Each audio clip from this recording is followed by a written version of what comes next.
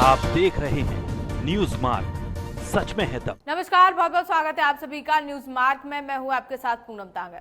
शुरुआत करते हैं यूपी की खास खबरों के साथ। मुजफ्फरनगर में सपा हाईकमान के आदेश पर दर्जनों बेरोजगार युवाओं के साथ सपा नेता जिला कार्यालय पहुंचे। इस दौरान युवा सपा नेता शमशेर मालिक ने कहा कि प्रदेश सरकार की गलत नीतियों के कारण पूरे प्रदेश में त्राही त्राही मची हुई है। किसान बेहाल है, शिक्षा महंगी होने के कारण गरीबों की पहुंच से बाहर हो चुकी है, बेरोजगारी अपने चरम पर पहुंच चुकी है। युवा सपा नेता राशिद मलिक ने बताया कि रोजगार पूरी तरह से खत्म हो चुका है।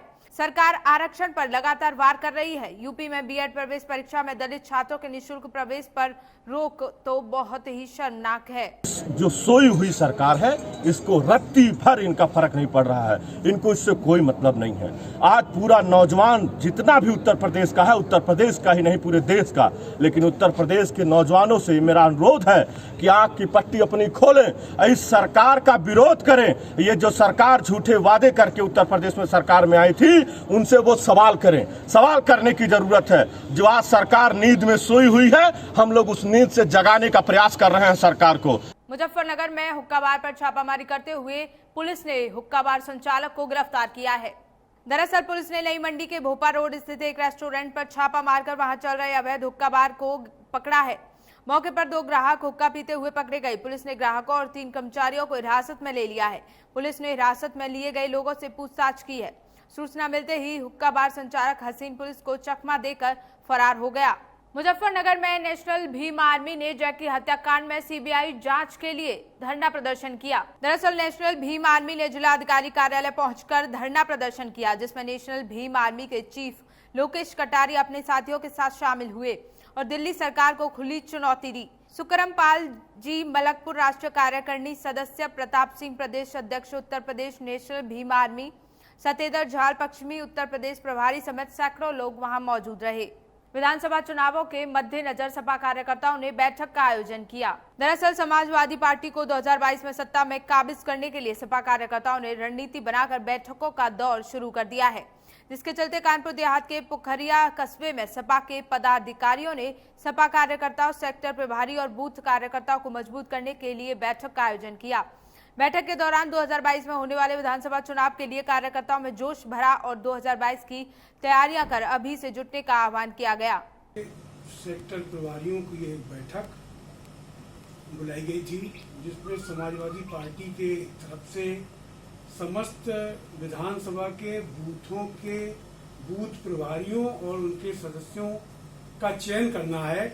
उसके लिए सारे सेक्टर प्रभारी, सेक्टर पर्यवेक्षक और सह प्रभारियों को जिम्मेदारी बांटी गई है। मिर्जापुर में समाजवादी पार्टी के कार्यकर्ताओं ने मांगों को लेकर जोरदार प्रदर्शन किया।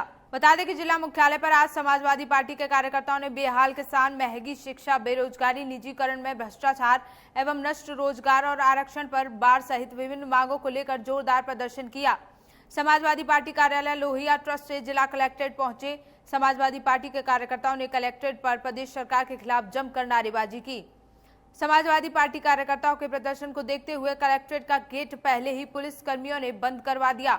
वहीं इस प्रदर्शन के दौरान बड़ी संख्या में जुटे सपा कार्यकर्ताओं ने कोविड-19 के संक्रमण काल में भी सोशल डिस्टेंसिंग की धज्जियां उड़ा दी।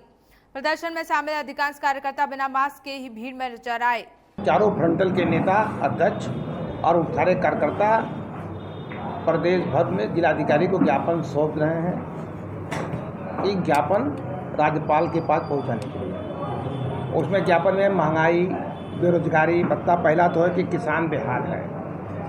दूसरा ये है कि महंगाई इतनी चरम सीमा पर है, महंगी शिक्षा हो गई है। बीजेपी की राष्ट्रीय प्रवक्ता चारू प्रज्ञा आज बागपत पहुंची। साथ ही प्रवक्ता चारू प्रज्ञा ने महाराष्ट्र सरकार पर बयान दिया। उन्होंने कहा कि बाला साहब ठाकरे के वंशज आज महाराष्ट्र में ऐसा काम करेंगे, ये किसी ने सोचा नहीं था। उन्होंने पत्रकारों के एक सवाल पर कहा कि महाराष्ट्र सरकार उसी दिन गिर गई थी जिस दिन उन्होंने अपनी तानाशाही की शुरुआत की थी। महाराष्ट्र सरकार ने वहां की जनता को धोखा दिया है।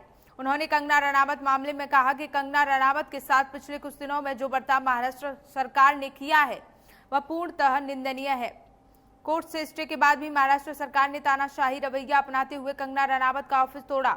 उन्होंने कहा कि महाराष्ट्र सरकार ड्रग्स माफियाओं के खिलाफ हो रही कार्रवाई से डरी हुई है। महाराष्ट्र सरकार उसी दिन गिर गई थी जिस दिन महाराष्ट्र सरकार ने अपनी तानाशाही की शुरुआत करी। बाला साहेब ठाकरे जी के वंशज आज ऐसा काम करेंगे ये किसी ने सोचा नहीं था। और जितने ये सारे आज सरकार के लोग हैं, इन्होंने महाराष्ट्र के वोटर्स को धोखा दिया है, वोटर्स के साथ चीटिंग करी है, क्योंकि जहां वोट गए थे वहां सरकार नहीं बनी और जिसने सरकार बनाई उसने जितना बुरा किया इससे बुरा हो नहीं सकता था। अवैध देशी शराब के धंधे पर चोट पहुंचाने के लिए अब आबकारी पुलिस बुलडोजर की मदद ले रही है। दरअसल मिर्जापुर जिले के लालगंज और मडिहान तहसील क्षेत्र के कंजड़ बस्ती में वर्षों से चले आ रहे अवैध शराब के धंधे पर आबकारी विभाग अभियान चलाकर कार्रवाई करने में लगी हुई है। मिट्टी के अंदर छिपाकर रखे गए लहन से भरे ड्रम और शराब की तलाश में बुलडोजर की मदद ली जा रही है। ऐसे में पुलिस और आबकारी विभाग अभियान चलाकर कई पीढ़ी से लगे लोगों को अवैध धंधे से छुटकारा दिलाकर आम नागरिकों की तरह जीवन यापन करने के लिए प्रेरित कर रहे हैं। उत्तर प्रदेश महोदय के आदेश के क्रम में पहले से भी अभियान चल रहा था, लेकिन 12 सितंबर से 18 सितंबर तक एक विशेष प्रवर्तन अभियान चलाए जाने का निर्देश प्राप्त हुआ है, जिसके क्रम में जिलाधिकारी मिर्जापुर महोदय द्वारा और पुलिस अधीक्षक महोदय के द्वारा प्राप्त निर्देश और समर्थन के आधार पर आबकारी प्रशासन और पुलिस की संयुक्त टीम के द्वारा दबिश की कार्रवाई की जा रही है। जनपद मिर्जापुर में खास करके लालगंज में कंजड़ बस्ती खजवी कॉलोनी और मडिहान में जो राजगढ़ चौकी के पास में कंजड़ बस्ती है, 2 ऐसे बड़े अड्डे हैं। बलिया जिले में सपा कार्यकर्ताओं ने मंत्री आनंद शुक्ला का पुतला फूका। बिड़ी चौराहे से लेकर एनसीसी तिराहे तक जर्जर सड़क को लेकर विरोध करते हुए ये पुतला फूका गया। बता दें कि पिछले दिनों जर्जर सड़क की वजह से फल विक्रेता की ट्रैक्टर से कुचलकर मौत हो गई थी।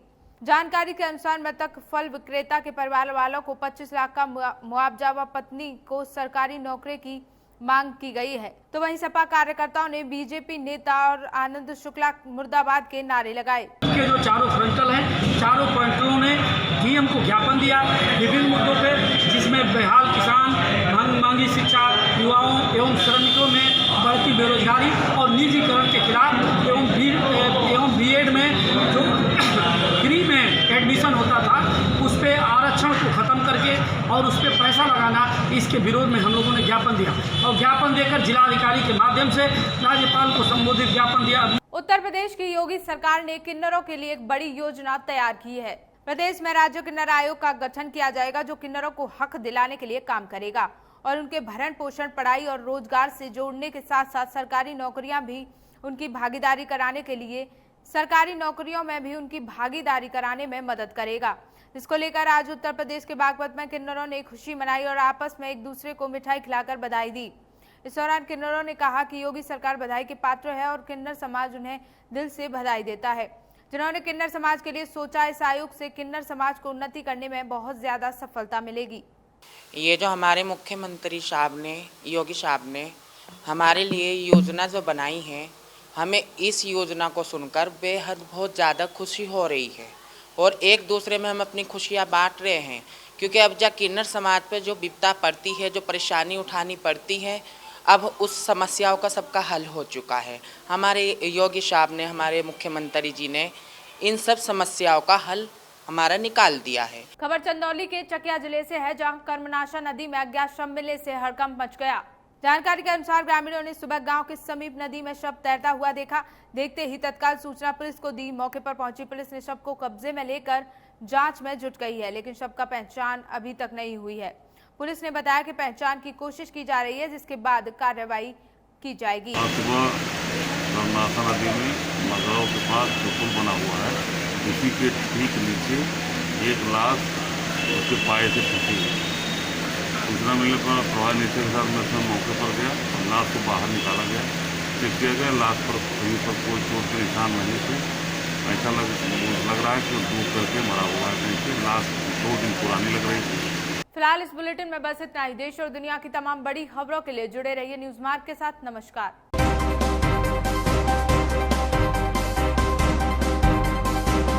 आप देख रहे हैं न्यूज मार्ग, सच में है तब।